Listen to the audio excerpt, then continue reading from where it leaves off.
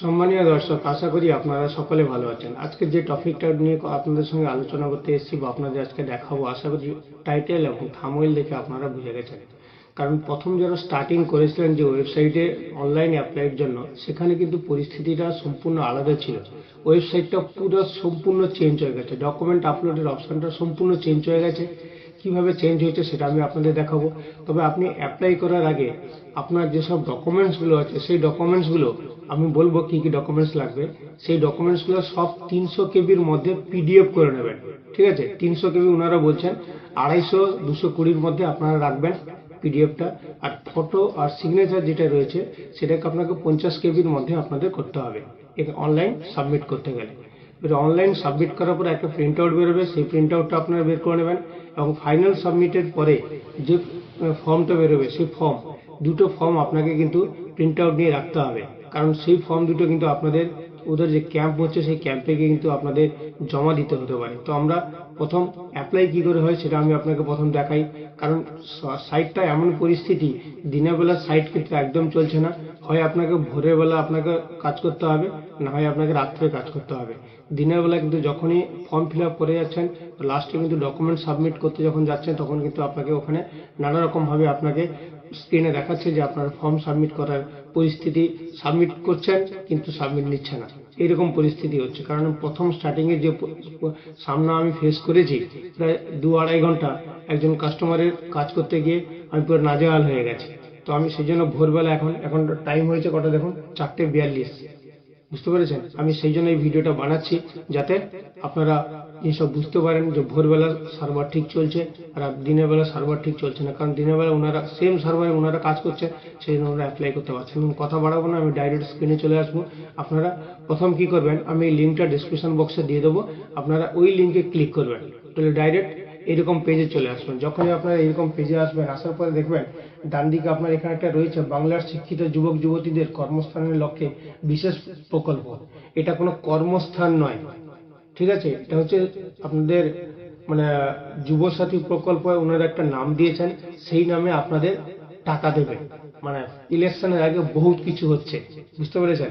সরকারের টাকা, আমার ট্যাক্সের টাকা আমি নিতে কেন পিছাবো হবো? সেই জন্য অ্যাপ্লাই করে নেবেন ফটাফট।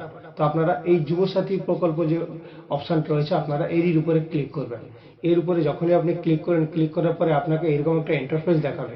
ইন্টারফেস দেখানোর পরে দেখবেন এখানে দেওয়া আছে আপনার বাংলার যুবসাথী প্রকল্প, সবার উপরে লেখা আছে। এবার দেখুন ডকুমেন্টস কী কী লাগবে না, এখানে 1 নম্বরে দিয়েছে আপনার মাধ্যমিক অ্যাডমিট কার্ড, 2 নম্বরে দিয়েছে আপনার মাধ্যমিক সার্টিফিকেট, 3 নম্বর দিয়েছে আপনার আধার কার্ড, 4 নম্বর দিয়েছে আপনার ভোটার কার্ড, 5 নম্বর দিয়েছে আপনার পাসবুক, 6 নম্বর দিয়েছে আপনার এসসি কাস্ট সার্টিফিকেট, 7 নম্বর আপনার দিয়েছে রিসেন্ট একটা ছোট ফটো যেটা 50 কেবির মধ্যে, আর 7 নম্বর রয়েছে আপনার এখানে অ্যাপ্লিক্যান্ট ফটো এবং পিএনজি, এবং 8 নম্বর রয়েছে এখানে সিগনেচার আর মোবাইল ওটিপি। এই ডকুমেন্টসগুলো আপনাদের টোটালটাই লাগবে। ঠিক তখন বাঁ দিকে দেখবেন আপনার এখানে দেওয়া আছে অ্যাপ্লাই অনলাইন। এই অ্যাপ্লাই অনলাইনের উপরে ক্লিক করে আপনাদের অনলাইন অ্যাপ্লাই করতে হবে। তো এখানে আপনারা কি করবেন দেখুন, এখানে পরিস্থিতিও এখানে এনারা সার্ভারের পরিস্থিতি দেখুন, আমি দেখিয়ে দিচ্ছি এনারা কিভাবে পাগলামি করছেন। এখানে দেখেছেন, এখানে 1, তারপরে 2, তারপরে 3, 4, 5, 6, 7, 7 দুইবার দিয়েছে, তারপরে 10 দিয়ে দিয়েছে, মাঝখানে আর কিছু নেই। বুঝতে পেরেছেন? সেই জন্য আপনারা যে ডকুমেন্টস ফিল আপ করবেন না, একদম ঠিকঠাক করবেন, কারণ এরা সব ভুলভাল করছে। বুঝতে পেরেছেন? আমি তো আপনার প্রমাণ দেখালাম, ওদের ওয়েবসাইটে কীরকমভাবে ওনারা করেছেন। বুঝতে পেরেছেন? তো চলুন আমি আপনাদের দেখাই যে আপনারা অ্যাপ্লাই কী করে করবেন। এই যে ডান দিকে অপশন, বাঁ দিকে যে দেখছেন অ্যাপ্লাই অনলাইন, আপনারা এরই উপরে আপনারা ক্লিক করবেন। ঠিক আছে? তো আমি আপনাদের দেখাচ্ছি। দেখুন, এই অ্যাপ্লাই অনলাইনের উপরে আপনারা ক্লিক করবেন। ক্লিক করার পরে তার নতুন ওয়েব পেজ খুলবে। নতুন ওয়েব পেজটা ঠিক এইভাবেই দেখতে পাবেন। ঠিক আছে? লেখা আছে অ্যাপ্লিক্যান্ট লগইন। এই অ্যাপ্লিক্যান্ট লগইনের উপরে দেখবেন এখানে মোবাইল নাম্বার দেবেন, আর এই যে ক্যাপচাটা আছে, ক্যাপচাটা দেখে দেখে এই ঘরে বসাবেন। দেখুন যদি ক্যাপচাটা বুঝতে না পারেন, তাহলে এখানে যে রিফ্রেশ অপশান আছে, এই রিফ্রেশ অপশানের উপর আপনারা ক্লিক করবেন, দিলে আপনার কিন্তু চেঞ্জ হয়ে যাবে। ঠিক আছে? তো আমি আপনাদের দেখাচ্ছি আপনার এখানে লগ ইন কী করে হবে। তো আমি এখানে প্রথম মোবাইল নাম্বারটা দেবো।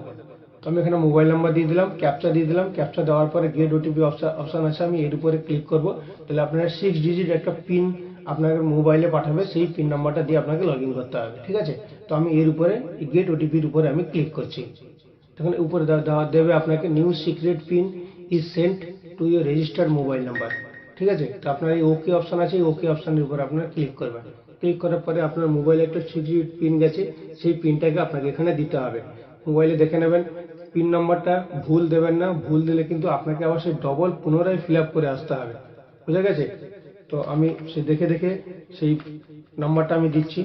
দেওয়ার পরে এই ভেরিফাই পিন অপশন আছে, ভেরিফাই পিনের উপরে আপনারা ক্লিক করবেন। ক্লিক করার পরে আপনাকে এইরকম একটা ইন্টারফেস দেখাবে, যে অ্যাপ্লিকেশন ফর্ম। ফর্মটা ফিল আপ করার জন্য আপনাকে অপশন দেবে, সেই ফর্মটা হচ্ছে এই ফর্ম। ঠিক আছে, আমি ফর্মটা ফিল আপ করে নেক্সট অপশানে গিয়ে আপনাকে দেখাচ্ছি। কারণ কারোর ডিটেলস ইউটিউব এবং ফেসবুক গাইডলাইন্স অনুযায়ী কারোর ডকুমেন্টস বা কারোর ডিটেলস দেখানো রাইট নেই। আমি যদি দেখাই তাহলে আমার 1 সেকেন্ডেই সব বাজিমাত। বুঝতে পেরেছেন? চলুন তাহলে আমি ফর্মটা ফিল আপ করে নিই। তাহলে আমি আপনাদের দেখানোর জন্য যে ফর্মটাকে আমি ফিল আপ করলাম, দেখেন আমি ডিটেলস এখানে ফিল আপ করলাম। আধার নম্বর, তার ফার্স্ট নেম, তার লাস্ট নেম এবং তার মোবাইল নাম্বার। ইমেল আইডি থাকলে দেবেন, না থাকলে দরকার নেই। ওনার মেল কি ফিমেল সেটা দেবেন। ওনার ডেট অফ বার্থ যেটা দেবেন, ডেট অফ বার্থ দেওয়ার পর এখানে আপনাকে দেখিয়ে দেবে ওনার বয়স কত হয়েছে, কারণ এনারা বলেছেন 21 থেকে 40-এর মধ্যে নেবেন। তো যেহেতু এই ক্যান্ডিডেটের 26 বছর বয়স হয়েছে, ওনার বাবার নাম দেবেন, ওনার মার নাম দেবেন, যদি ম্যারিড হয় ওনার স্ত্রীর নাম দেবেন। তবে কাস্টের মধ্যে আপনার যদি জেনারেল, এসসি, এসটি, ওবিসি যা হয় আপনার এখানে চুজ করবেন। চুজ করার পরে নিচে দেখবেন ম্যারিড স্ট্যাটাস। এই ম্যারিড স্ট্যাটাসে দেখবেন আনম্যারিড কি ম্যারিড কি ডিভোর্স, যেটা হবে আপনার সেটা চুজ করবেন।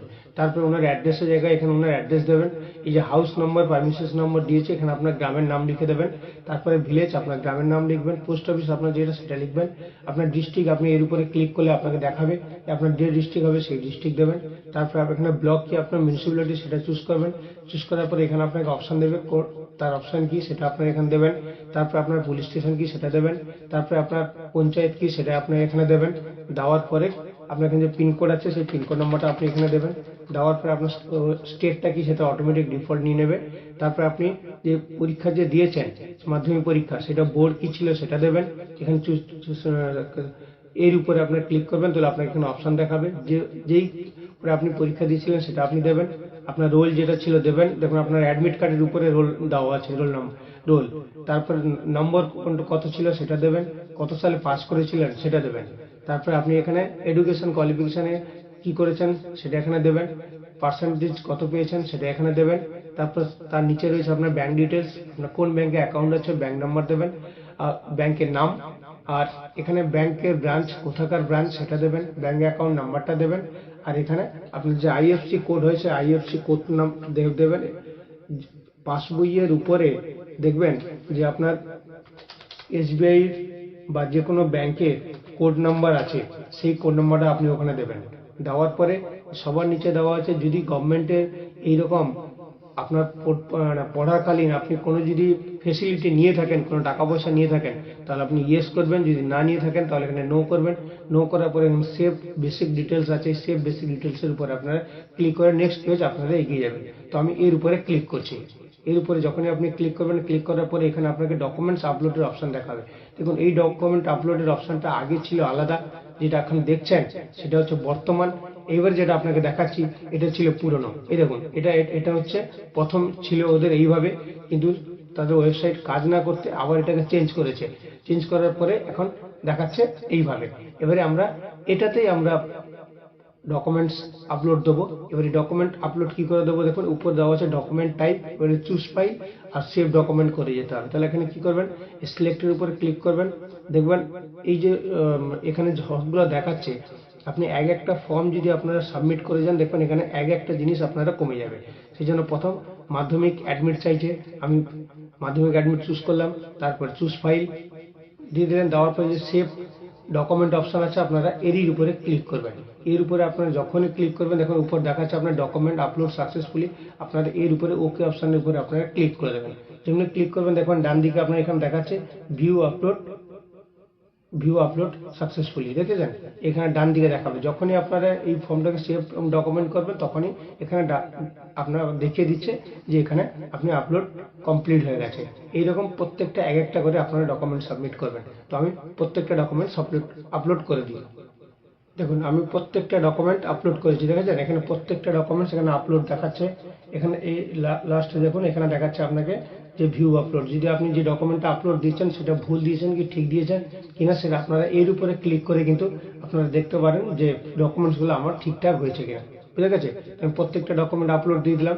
এবারে ডকুমেন্ট আপলোড দেওয়ার পরে নিচে দেখবেন এখানে রেডি টু সাবমিট বলে একটা অপশন আছে। এই রেডি টু সাবমিটের উপরে আপনারা ক্লিক করবেন। যেমনি ক্লিক করবেন আপনাকে এরকম দেখাবে অ্যাপ্লিকেশন ফর্মে লাস্ট ফাইনালের অপশানে। তখনই আপনার বাঁ দিকে যে এইখানে দেখেছেন একটা টিক বক্স দেওয়া আছে, বক্সের উপরে আপনারা টিক করবেন। টিক করার পরে এই যে ফাইনাল সাবমিট অপশান আছে, এই ফাইনাল সাবমিটের উপরে আপনারা ক্লিক করবেন। যেমনি ক্লিক করবেন এখানে আপনাকে পপ আপ দেখাবে যে আপনি যে ফর্মটা ফিল আপ করেছেন তার সম্পূর্ণ সঠিক। যদি ঠিক ঠিক থাকে তাহলে আপনার এই ওকে অপশানে ক্লিক করবেন। ক্লিক করলে দেখুন নেক্সট পেজ আপনাকে এখন দেখাবে যে your application have been submit successfully, এর অ্যাপ্লিকেশন নম্বর এটা।